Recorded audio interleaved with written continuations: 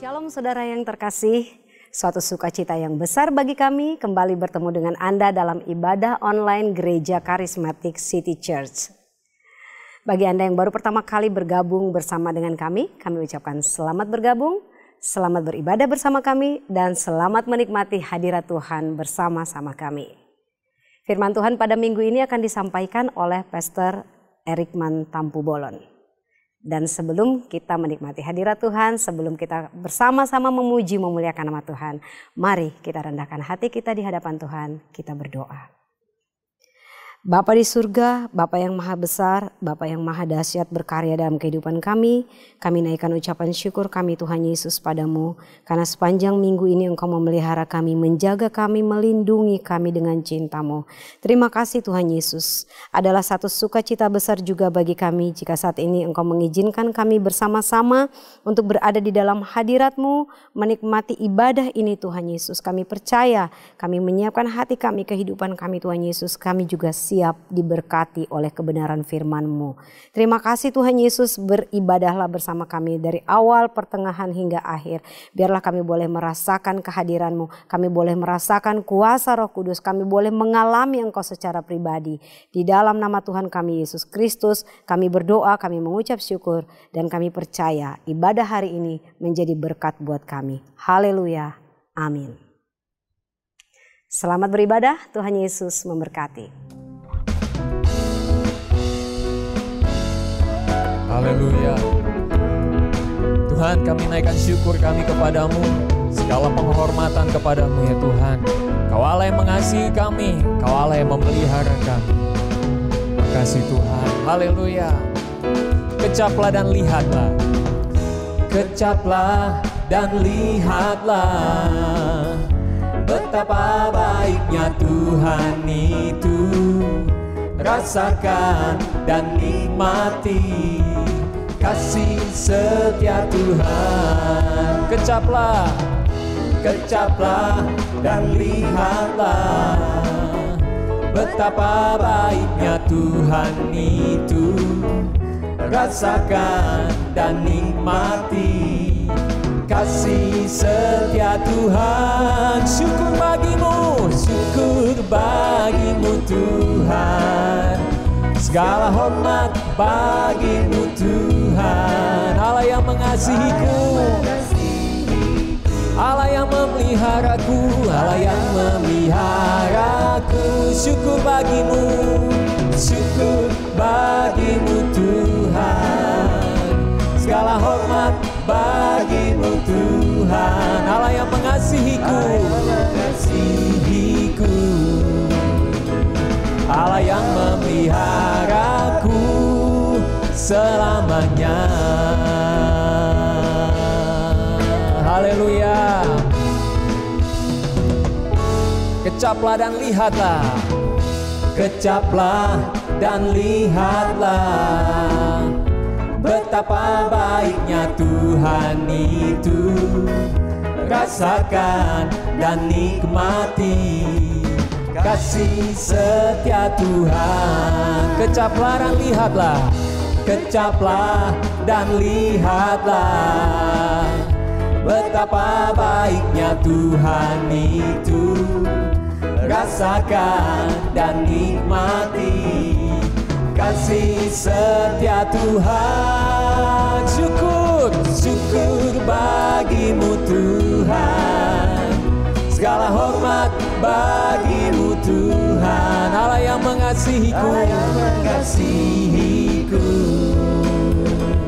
Allah yang memeliharaku. Syukur bagimu, syukur bagimu Tuhan. Segala hormat bagimu Tuhan. Allah yang mengasihiku, Allah yang memeliharaku selamanya, selamanya, selamanya, selamanya, selamanya. Haleluya, haleluya.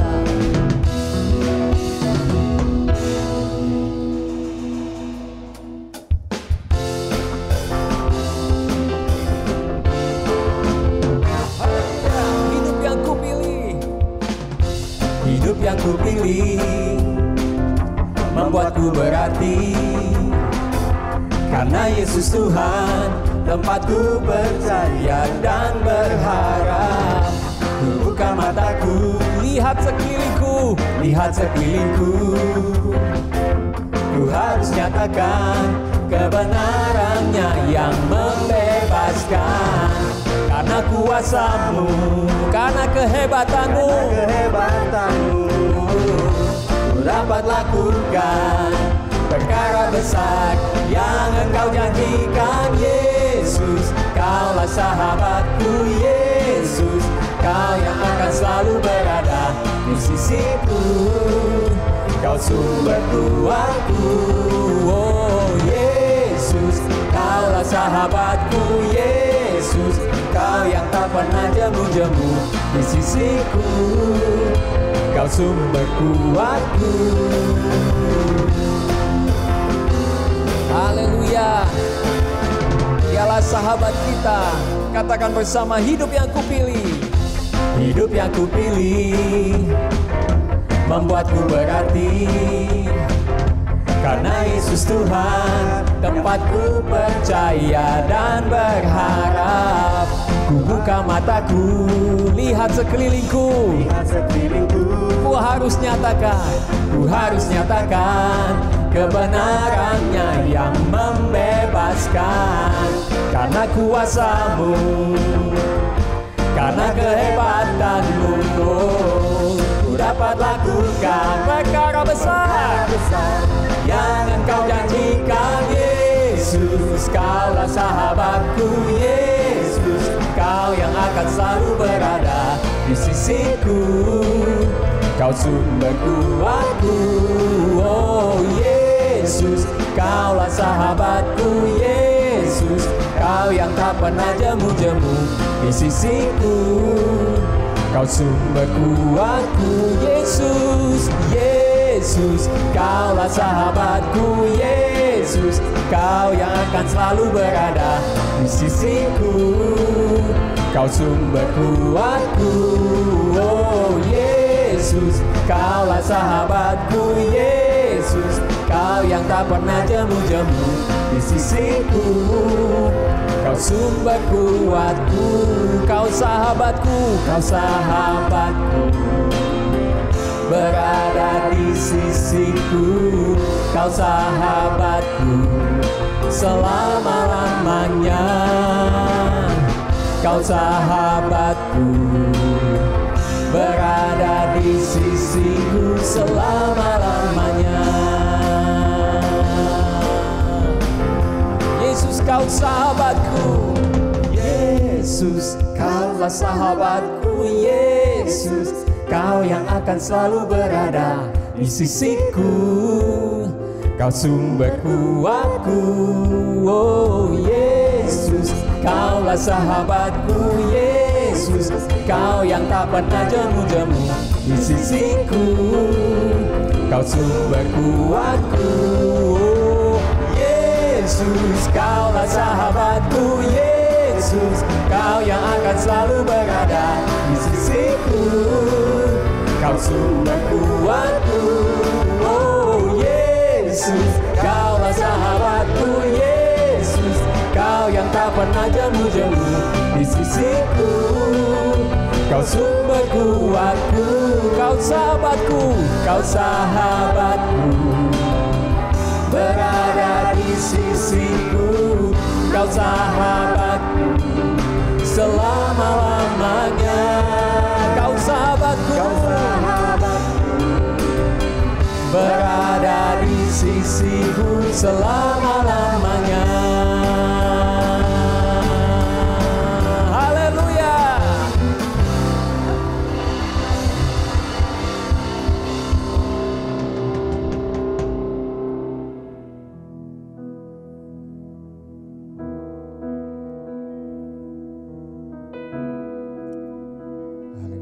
Tuhan, terima kasih. Kaulah kekuatan dalam hidup kami. Kaulah kekuatan yang membuat kami tetap berdiri teguh sampai saat ini. Kau selalu ada di sisi kami. Kaulah sahabat kami. selalu memberi kekuatan kepada kami. Haleluya. Haleluya. Hanya Engkau juru selamatku.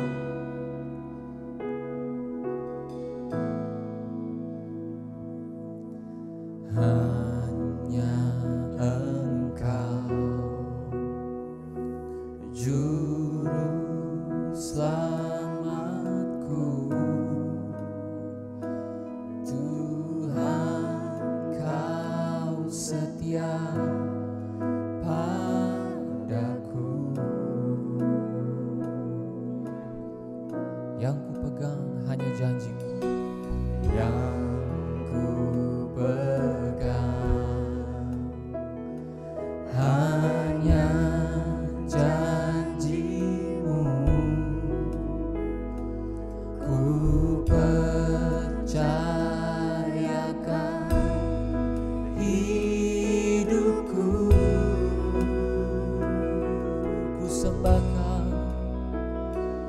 Ku sembah Kau Allahku, Bapa dan sahabatku. Kau yang pedulikan seluruh hidupku. Walau lewati lembah, walau lewati lembah, aku tak ditinggalkan. Yesus kekuatan di hidupku. Haleluya. Hanya Engkau, hanya Engkau juru selamatku, juru selamatku. Tuhan, Kau setia padaku. Ku yakini pertolongan-Mu, Tuhan. Haleluya. Ku yakini pertolongan-Mu, pertolongan-Mu takkan terlambat, takkan terlambat bagiku. Katakan bersama, ku sembah Kau, ku sembah Kau Allahku, Bapa dan sahabatku. Kau yang pedulikan seluruh hidupku. Oh, walau lewati lembah, lewati lembah, aku tak ditinggalkan. Yesus kekuatan di hidupku. Ku sembah Kau, ku sembah Kau Allahku, Bapa dan sahabatku, sahabatku. Kau yang pedulikan seluruh hidupku. Walau lewati lembah, walau lewati lembah, aku tak ditinggalkan. Yesus kekuatan di hidupku. Yesus kekuatan, Yesus kekuatan di hidupku. Sekali lagi katakan, Yesus kekuatan, Yesus kekuatan di hidupku. apa akan ku balas? Dengan apa akan ku balas segala kebaikanmu? Segenap hatiku menyembahmu Yesus, ku bersyukur padamu. Dengan apa akan ku balas segala kebaikanmu? Segenap hatiku menyembahmu Yesus, ku bersyukur padamu. Dengan apa akan ku balas segala kebaikanmu? Segenap hatiku menyembahmu Yesus, ku bersyukur padamu. Dengan apa akan ku balas segala kebaikanmu? Segenap hatiku menyembahmu Yesus, ku bersyukur padamu selamanya. Haleluya, selamanya. Haleluya, selamanya. Terima kasih ya Tuhan, selamanya kami akan terus memuji Engkau. Kami menyembah Engkau Tuhan, kami tinggikan Engkau ya Allah. Haleluya, haleluya. Kau Allah jadi sahabat kami, Kau sahabat kami ya Tuhan, selalu ada bersama dengan kami. Haleluya, haleluya, haleluya, haleluya, haleluya, haleluya. Terima kasih Tuhan, terima kasih Tuhan kebaikan-Mu. Terima kasih untuk anugerah-Mu bagi kami Tuhan. Haleluya, haleluya, haleluya. Terima kasih Tuhan. Haleluya, haleluya, haleluya, haleluya. Inilah hati kami Tuhan, sungguh bersyukur untuk anugerah-Mu di mana Engkau memanggil kami sebagai sahabat-Mu. Tuhan, terima kasih. Satu kehormatan yang besar di mana Engkau menyebut kami sebagai sahabat-Mu. Dan saat ini kami ingin mendengarkan firman-Mu. Berfirmanlah bagi kami. Nyatakanlah isi hati-Mu kepada kami. Dalam nama Tuhan Yesus kami berdoa. Amin.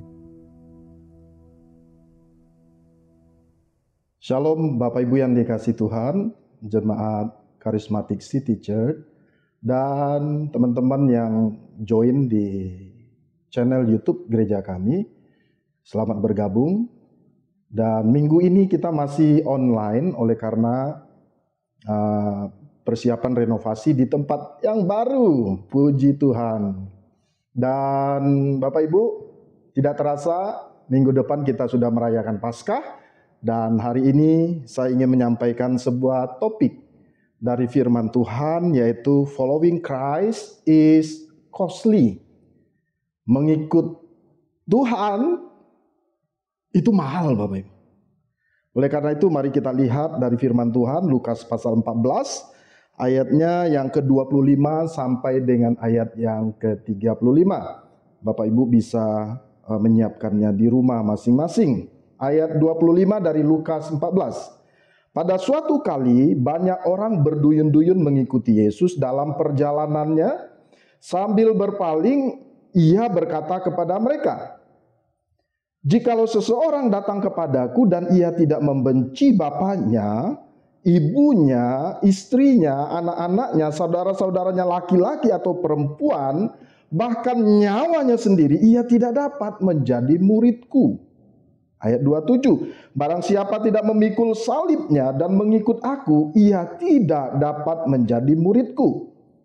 Sebab siapakah di antara kamu yang kalau mau mendirikan sebuah menara, tidak duduk dahulu membuat anggaran biayanya, kalau cukup uangnya untuk menyelesaikan pekerjaan itu? Supaya kalau ia sudah meletakkan dasarnya dan tidak dapat menyelesaikannya, jangan-jangan semua orang yang melihatnya mengejek dia." Sambil berkata, orang itu mulai mendirikan, tetapi ia tidak sanggup menyelesaikannya. Atau, raja manakah yang kalau mau pergi berperang melawan raja lain, tidak duduk dahulu untuk mempertimbangkan apakah dengan 10.000 orang ia sanggup menghadapi lawan yang mendatanginya dengan 20.000 orang? Jikalau tidak, ia akan mengirimkan utusan selama musuh itu masih jauh untuk menanyakan syarat-syarat perdamaian. Ayat 33, "Demikian pula lah tiap-tiap orang di antara kamu yang tidak melepaskan dirinya dari segala miliknya tidak dapat menjadi muridku. Garam memang baik, tetapi jika garam juga menjadi tawar, dengan apakah ia diasinkan? Tidak ada lagi gunanya, baik untuk ladang maupun untuk pupuk, dan orang membuangnya saja. Siapa mempunyai telinga untuk mendengar, hendaklah ia mendengar." Following Christ is costly. Perikop ini Bapak Ibu merupakan panggilan untuk menjadi murid Yesus, dan untuk menjadi murid Yesus itu menuntut harga yang mahal. Baik secara relasional, yaitu keluarga, ataupun secara fisik, yaitu harta milik atau harta benda. Mahal. Jadi murid mahal. Tetapi Bapak Ibu, ada orang Kristen yang sembrono, yang orang Kristen kerumunan, dan menganggap menjadi kekristenan itu suatu yang murahan. Apakah jadi orang Kristen murahan Bapak Ibu? Ada orang yang berkata, orang di dunia jadi orang Kristen itu enak banget ya. Hanya percaya saja masuk surga katanya. Ya Bapak Ibu ya, hanya percaya saja masuk surga. Tetapi apakah itu perkataan dari firman Tuhan?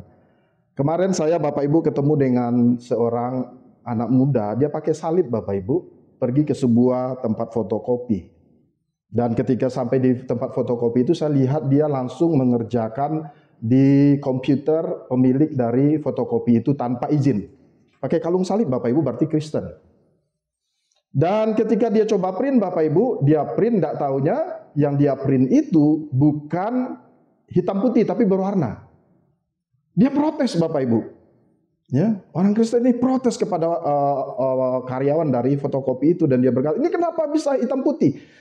Kenapa bisa warna? Saya mau hitam putih." Si pegawai bilang, "Bapak salah. Kenapa Bapak datang kucuk-kucuk langsung datang menggunakan komputer kami tanpa izin?" Terjadi perdebatan Bapak Ibu, tiba-tiba muncul seorang ibu pemilik, owner dari fotokopi itu, dan dia berkata kepada orang itu, "Mas, kalau Mas nggak punya uang, nggak usah bayar, nggak apa-apa." Ini orang Kristen macam apa Bapak Ibu? Ini orang Kristen macam apa? Pakai kalung salib Bapak Ibu yang dikasih Tuhan. Dan dia berkata dia tidak mau bayar Bapak Ibu. Dia tidak mau bayar hasil fotokopi warna itu, padahal dia yang mencet.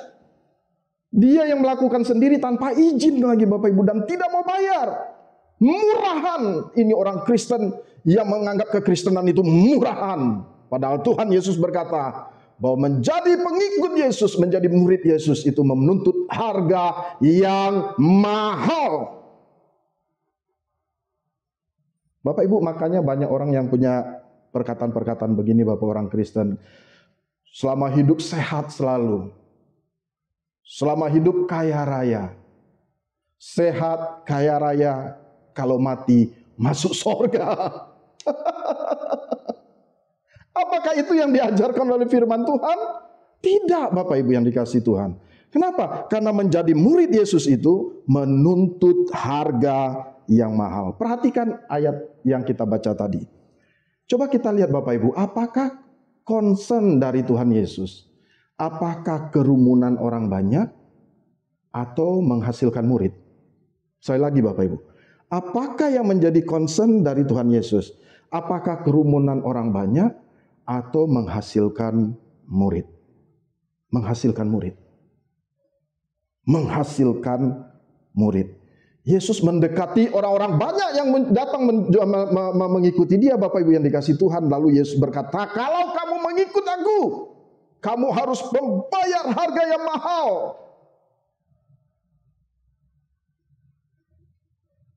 Amin Bapak Ibu. Kita harus membayar harga yang mahal. Jadi Yesus konsentrasinya bukan orang kerumunan yang mengaku Kristen. Tetapi Yesus konsentrasinya adalah murid. Ketika murid Bapak Ibu muncul, dia bayar harga. Tetapi ketika kerumunan orang Kristen muncul, ketika ada roti, ketika ada mujizat, ketika ada berkat, muncul. Tetapi ketika dituntut membayar harga, memikul salib, kerumunan orang Kristen tiba-tiba hilang. Tetapi murid muncul. Karena dia tahu menjadi murid Yesus membayar harga. Jadi Bapak Ibu yang dikasihi Tuhan, Yesus menyampaikan ini kepada kerumunan orang banyak. Dia mau berkata, pastikan kalau mengikut saya, ada harga yang harus dibayar. Dan Yesus berkata, dan harga itu mahal. Yesus tidak mau Bapak Ibu ketika kita mau menjadi murid Tuhan, lalu kita secara naif, lalu kita terkejut ketika melihat biayanya sangat mahal.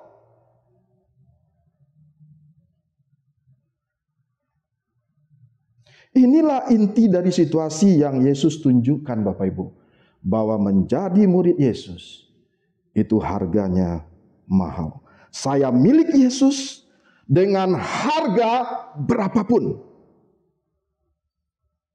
Sehingga Yesus berkata Bapak Ibu, jika seorang datang kepadaku dan ia tidak membenci bapaknya, ibunya, istrinya dan anak-anaknya, saudara-saudaranya, Bapak Ibu yang dikasihi laki-laki dan perempuan, bahkan nyawa sendiri, ia tidak dapat menjadi muridku. Ayat 26. Barang siapa tidak memikul salibnya dan mengikuti aku, ia tidak dapat menjadi muridku. Ayat 27. Ayat 33. Demikian pula lah tiap-tiap orang di antara kamu yang tidak melepaskan dirinya dari segala miliknya, tidak dapat menjadi muridku. Artinya Bapak Ibu, menjadi murid Yesus itu mahal. Karena kita harus membayar total dengan kehidupan kita. Apa yang harus kita perhatikan Bapak Ibu? Harga yang harus dibayar. Yang pertama, keluarga. Inilah harga yang pertama yang Yesus sampaikan. Dan Yesus berkata, membenci keluarga. Apa maksudnya Bapak Ibu? Apakah kita semena-mena dengan keluarga kita? Itu yang mau disampaikan Tuhan Yesus? Tidak. Bukan itu maksud dari Tuhan Yesus. Bapak Ibu yang dikasihi Tuhan, ketika pendengar mula-mula yaitu orang Yahudi, dia memahami betul konsekuensi dari menjadi murid Tuhan. Pendengar mula-mula memahami betul apa itu konsekuensi menjadi murid Tuhan Yesus, yaitu mereka akan ditinggalkan, mereka akan diasingkan oleh keluarga mereka. Mereka harus membuat pilihan mengasihi Yesus lebih dari keluarga mereka. Survei tahun 2012 terhadap 603 wanita di atas usia 18 tahun Kristen. Bapak Ibu yang dikasihi Tuhan, dari 48 negara disurvei tahun 2012. Hasilnya begini Bapak Ibu. 53% mengklaim prioritas tertinggi mereka adalah keluarga mereka. Hanya 16% dari yang disurvei menyatakan prioritas tertinggi mereka adalah iman kepada Kristus. Lalu pertanyaan kedua, ketika mereka ditanyakan mendefinisikan diri mereka sendiri, maka 63% menyebut diri mereka sebagai ibu atau orang tua. 63%. Dan hanya 13% dari mereka yang mengaku sebagai pengikut Kristus. Apa arti data ini Bapak Ibu? Yang pertama, sebagian dari wanita yang disurvei, sebagian dari orang tua yang disurvei, ya, ini bisa jadi juga menggambarkan seorang suami atau kepala keluarga. Kebetulan yang disurvei adalah wanita. Sebagian dari mereka mengatakan bahwa peran mereka sebagai murid Yesus dalam menjalankan peran mereka sebagai seorang ibu. Tapi hanya sedikit Bapak Ibu. Mereka berkata, saya sebagai murid Kristus dalam peran saya sebagai seorang ibu dalam mendidik anak saya. Artinya Bapak Ibu, sebagian dari mereka, walaupun sebagian kecil, mereka berkata bahwa saya sebagai murid Kristus, maka saya mau peran saya sebagai seorang ibu menghasilkan anak-anak saya juga nanti akan murid Kristus juga. Kalau ini yang terjadi, puji Tuhan dan Tuhan mau. Tetapi Bapak Ibu, kalau kita lihat data dari yang dikatakan survei tadi, rupanya yang paling besar adalah keluarga itu menjadi idolnya kita. Kenapa? Kalau lihat data tadi, keluarga itu di atas daripada Tuhan Yesus. Jadi menempatkan keluarga lebih daripada Tuhan. Idol. Yang harus kita lakukan adalah kita sebagai orang tua, sebagai ibu, sebagai ayah, kita menempatkan diri sebagai murid Kristus dan kita mau anak-anak kita juga menjadi murid Kristus. Amin Bapak Ibu. Yang kedua Bapak Ibu, harga yang harus dibayar untuk menjadi murid Tuhan, yaitu memikul salib. Firman Tuhan berkata di ayat 27 Bapak Ibu, barang siapa tidak memikul salibnya dan mengikuti aku, ia tidak dapat menjadi muridku. Bapak Ibu, idenya adalah ini memikul salib itu berarti itu di hadapan publik.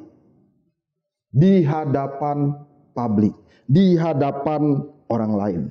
Kenapa? Karena memberontak kepada pemerintahan Romawi waktu itu. Jadi barang siapa memberontak kepada pemerintahan Romawi, maka mereka akan disalib hukumannya. Di hadapan publik. Ketika firman Tuhan berkata bahwa kita harus memikul salib kita, artinya kita mau melawan dosa, kita melawan nilai-nilai dunia ini, kita melawan ketidakadilan, kita melawan ketidakbenaran meskipun ada konsekuensi yang harus kita hadapi.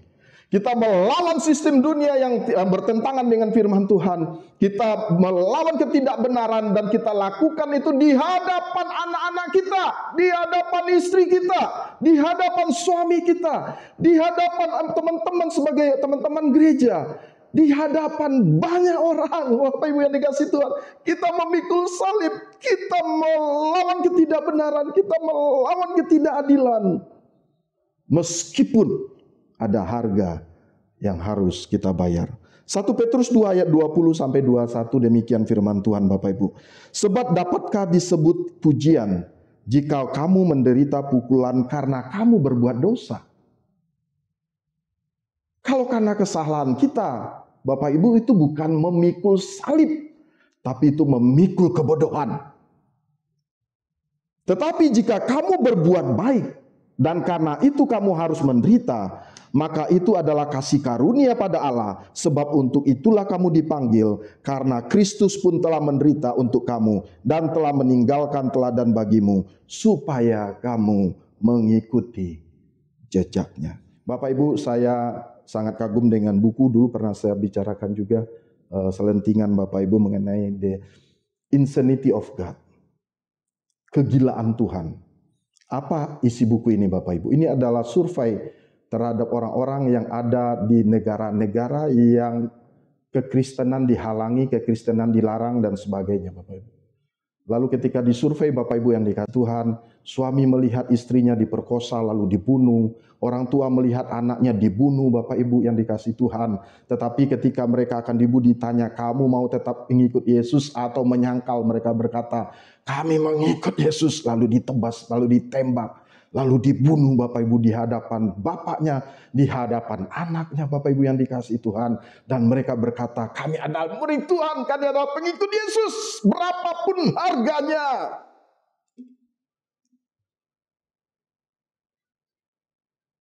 Di hadapan publik.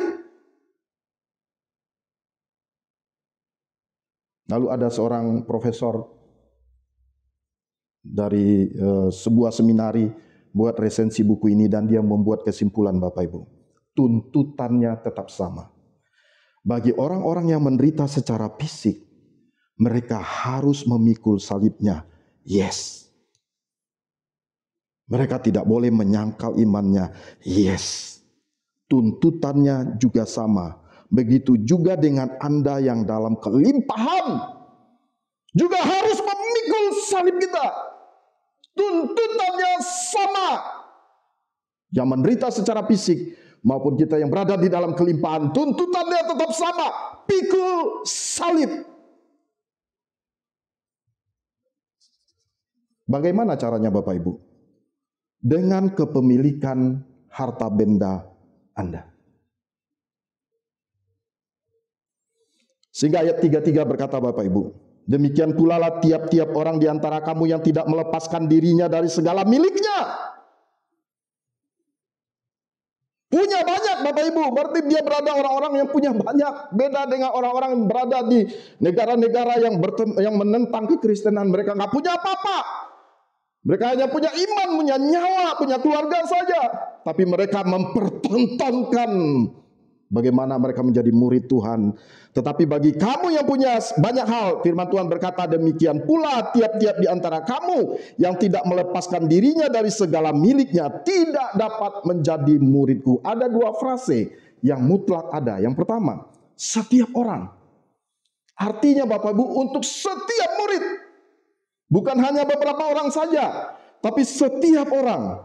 Yang kedua, Bapak Ibu, yang harus ada, segala miliknya dilepaskan untuk menjadi murid Tuhan. Lalu mungkin Bapak Ibu ada yang bertanya, Pastor, aplikasinya buat saya bagaimana? Mungkin ada di antara Bapak Ibu pengusaha, business owner, lalu bertanya, apa yang harus saya lakukan? Bapak Ibu, ada dua hal yang bisa kita lakukan. Yang pertama, business for mission. Business for mission atau business as mission. Apa itu, Pastor? Apa itu artinya? Bapak Ibu, business for mission, bisnis kita gunakan untuk misinya Tuhan. Business as mission, bisnis kita, usaha kita gunakan sebagai misi Tuhan. Bedanya gimana? Bapak Ibu, kakak saya bekerja di sebuah perusahaan di perhotelan. Saya mendengar bahwa setiap akhir tahun Bapak Ibu, mereka akan kumpul lalu menghitung berkat Tuhan profit selama 1 tahun. Mereka lihat Bapak Ibu, lalu si owner, si om ini Bapak Ibu, pemilik daripada hotel ini, lalu dia berkata begini, sekian miliar kita sisihkan, kita ambil, kita serahkan melalui gereja lokal kita untuk doing mission. Business for mission. Saya mendengar Bapak Ibu membaca sebuah tulisan seorang pengusaha di Amerika, Bapak Ibu, dia belajar bagaimana dia menginvestasikan mulai dari 10%. Dia berkata 10% itu belajar memberi kepada Tuhan. Ketika dia memberi 10% dari profit dari bisnisnya Bapak Ibu, Tuhan makin memberkati Bapak Ibu, dia mulai dengan 20%. Dia mulai lagi dengan 30% Bapak Ibu, 40%, 50%. For mission, untuk Tuhan. Dia gunakan untuk pekerjaan Tuhan melalui gereja lokalnya. Dan akhirnya Bapak Ibu dia sampai ke sebuah titik, saya mau memberikan 90% dari profit bisnis saya untuk Tuhan. Dia hidup dengan 10%, tapi dia masih menjadi konglomerat di zamannya dan dia dipakai oleh Tuhan. Business for mission. Yang kedua Bapak Ibu, business as mission. Apa itu? Business as mission. Business as mission Bapak Ibu, saya punya teman di sebuah daerah. Dia membuat usaha tempat naruh ikan Bapak Ibu, kalau ikan keranjang itu ya. Ada besek tempatnya yang dari bambu Bapak Ibu. Jadi itu naruh ikan. Lalu apa yang dilakukan business as mission? Di kampung itu ketika dia mengadakan survei Bapak Ibu, banyak orang yang hampir semua dari mereka belum kenal Tuhan Yesus. Ya. Lebih dari 98% belum kenal Tuhan. Lalu dia masuk ke daerah itu Bapak Ibu, dia mulai sebuah usaha. Ya, memanfaatkan bambu untuk menaruh ikan. Karena daerah mereka daerah dekat pantai. Lalu banyak orang Bapak Ibu, ibu-ibu datang, ada datang, suami-suami datang. Mereka kumpul Bapak Ibu datang di situ, di tempat usahanya. Dan di situ dia bisa menceritakan tentang kasih Tuhan. Business as mission. Bapak Ibu, tidak ada yang tidak bisa kita lakukan sebagai milik orang-orang yang dipercaya oleh Tuhan untuk mengelola sumber-sumber kerajaan Allah yang dipercayakan kepada kita untuk Tuhan. Supaya makin banyak orang datang dan menjadi murid Tuhan. Amin Bapak Ibu. Yesus memanggil kerumunan orang banyak. Mari ikut aku. Harganya ada. Total. Baik relasional kita, keluarga kita, maupun harta milik kita. Kita persembahkan untuk kemuliaan nama Tuhan. Dan ketika Bapak Ibu Yesus menantang bahwa sekerumunan orang banyak itu Bapak Ibu, murid akan berkata, yes, saya mau Tuhan. Berapapun harganya, saya mau. Tetapi Bapak Ibu ada beberapa yang bukan murid akan berkata, saya tidak mau. Dan mereka akan mengundurkan diri. Bapak Ibu ada di mana?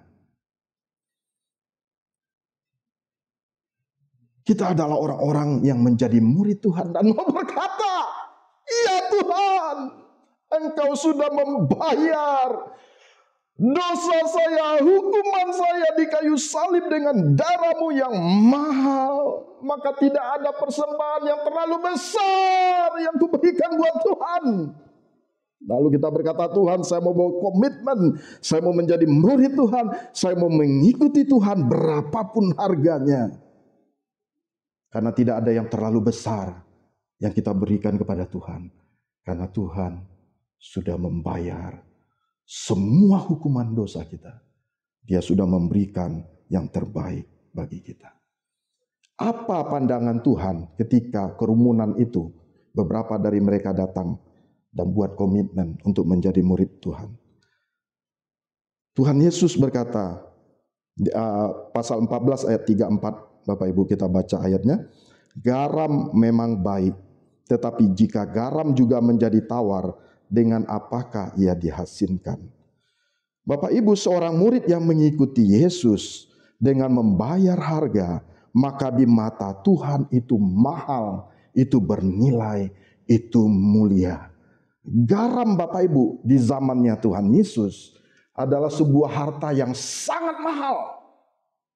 Lebih mahal daripada emas, lebih mahal daripada berlian Bapak Ibu yang dikasih Tuhan.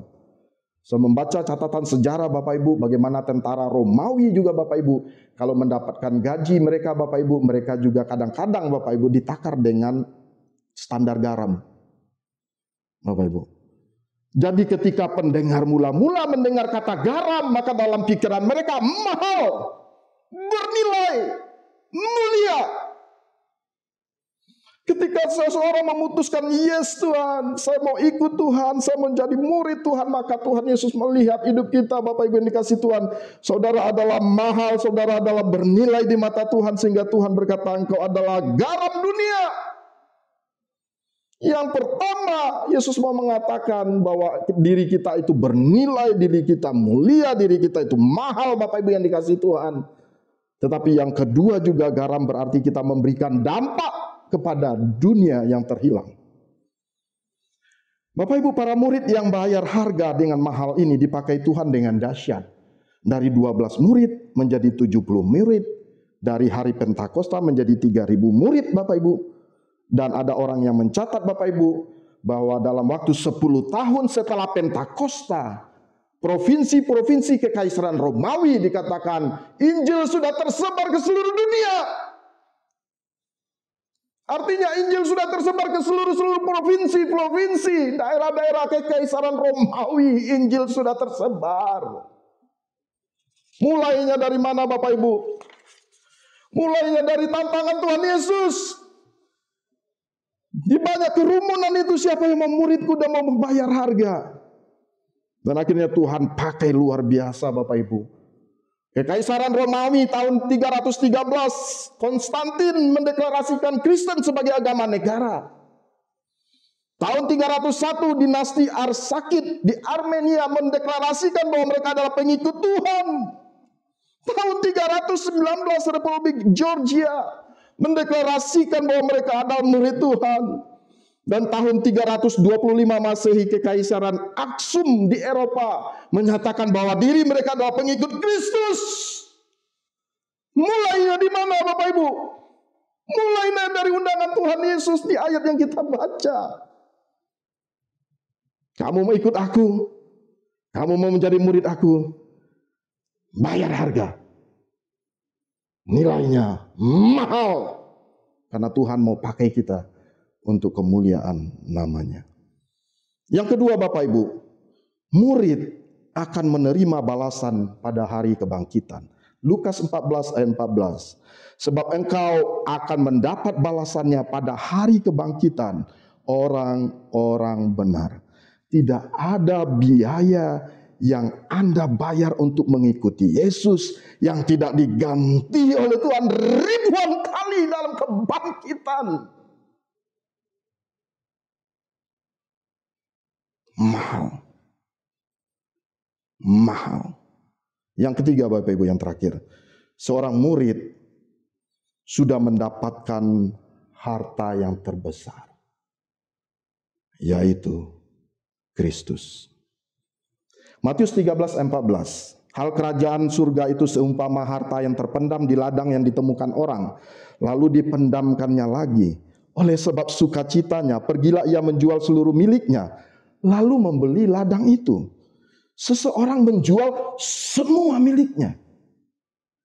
Semua yang ada dia miliki dijual untuk mendapatkan harta yang terpendam. Dengan kata lain, Bapak Ibu, semua yang disebut biaya, semua yang disebut harga dalam mengikuti Tuhan dibandingkan dengan keuntungan memiliki Yesus, harta yang terbesar.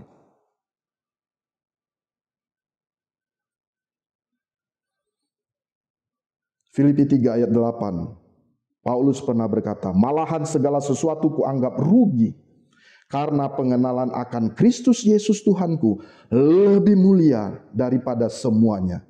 Oleh karena dialah aku telah melepaskan semuanya itu dan menganggapnya sampah supaya aku memperoleh Kristus.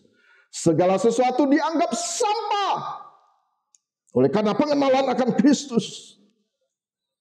Segala sesuatu menjadi tidak ada guna, tidak ada bernilai dibandingkan dengan memperoleh Kristus.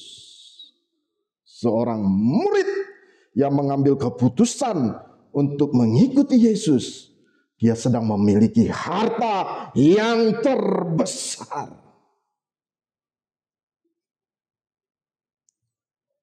Following Christ is costly, yes.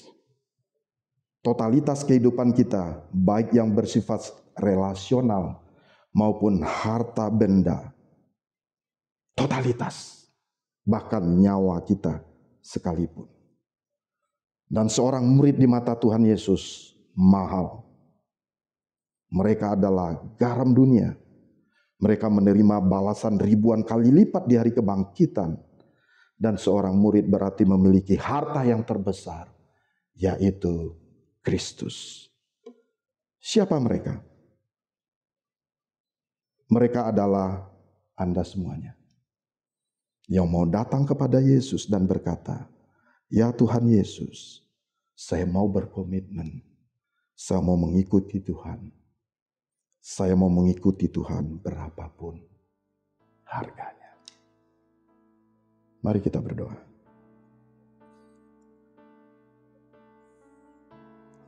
Tuhan,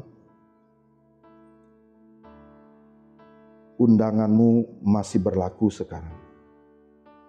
Engkau memanggil kerumunan banyak orang untuk menjadi murid Tuhan. Murid yang bayar harga total. Bapak Ibu yang dikasihi Tuhan, jikalau ada di antara Bapak Ibu yang berkata, "Tuhan, saya ingin memperbarui komitmen saya. Jangan-jangan saya adalah kerumunan orang banyak yang mau hanya roti saja, yang mau mujizat saja, yang mau berkat saja. Tetapi ketika ada tantangan memikul salib, membayar harga, kami tidak mau.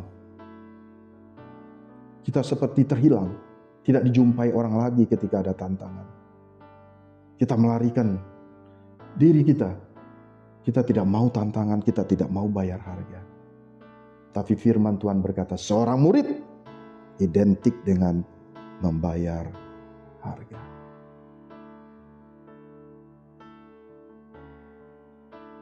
Tuhan, jamah hati kami. Jamah hati setiap orang yang mendengarkan firman-Mu. Supaya hati kami dijamah Tuhan. Untuk mau mengambil komitmen menjadi murid Tuhan. Bukan sekedar kerumunan orang Kristen. Tapi kami murid Kristus. Pakai kami Tuhan. Jadikan kami alat di tangan-Mu untuk mendatangkan kemuliaan bagi nama Tuhan. Dan menghasilkan murid yang baru. Terpujilah nama Tuhan. Akhirnya Bapak Ibu yang dikasihi Tuhan, arahkan hatimu kepada Tuhan dan terimalah berkat Tuhan. Kasih karunia dari Allah Bapa, pengorbanan oleh Tuhan Yesus yang mati gantikan kita, dan kuasa dari Roh Kudus menyertai kita. Mulai hari ini sampai Maranatha, Tuhan datang kembali. Haleluya, puji Tuhan. Amin. Selamat hari Minggu Bapak Ibu. Tuhan Yesus memberkati. Haleluya. Kita semua diberkati hari ini. Amin. Amin. Saya pun diberkati. Haleluya. Baiklah saudara, Anda masih bersama dengan kami di ibadah CCC hari ini.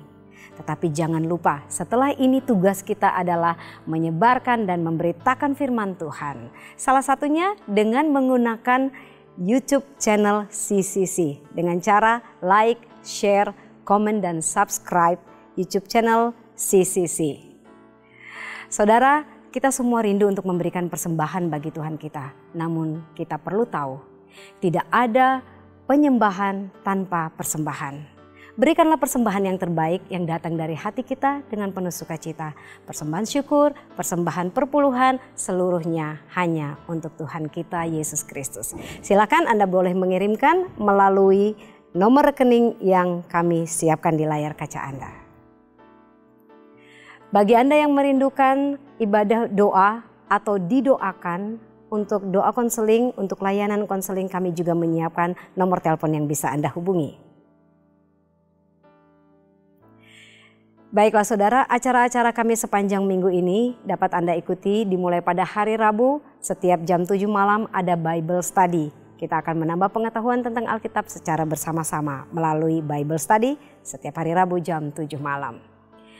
Pada hari Jumat jam 7 malam kita bersama-sama dalam Power of Prayer, ibadah doa. Dengan saling mendoakan kita percaya iman kita semakin dikuatkan. Dan setiap Sabtu ada ibadah untuk anak-anak muda di luar sana. Silahkan bergabung bersama kami melalui Zoom, Youth di setiap hari Sabtu jam 6 sore. Sabtu pertama dan kedua setiap bulannya ada juga ibadah doa BWC, Blessed Women Community. Mari para wanita yang ingin diberkati Tuhan bergabung bersama kami dalam doa pagi ini. Ingat, setiap Sabtu pertama dan kedua setiap bulannya jam 9 pagi. Dan tak lupa buat adik-adik sekolah minggu yang cinta akan Tuhan, tetap bisa mengikuti sekolah minggu di udara setiap hari Minggu jam 8 pagi. Saudara, sampai di sini kebersamaan kita di dalam ibadah online CCC. Kita akan berjumpa kembali dalam ibadah-ibadah yang luar biasa di minggu yang akan datang. Tuhan Yesus memberkati kita semua.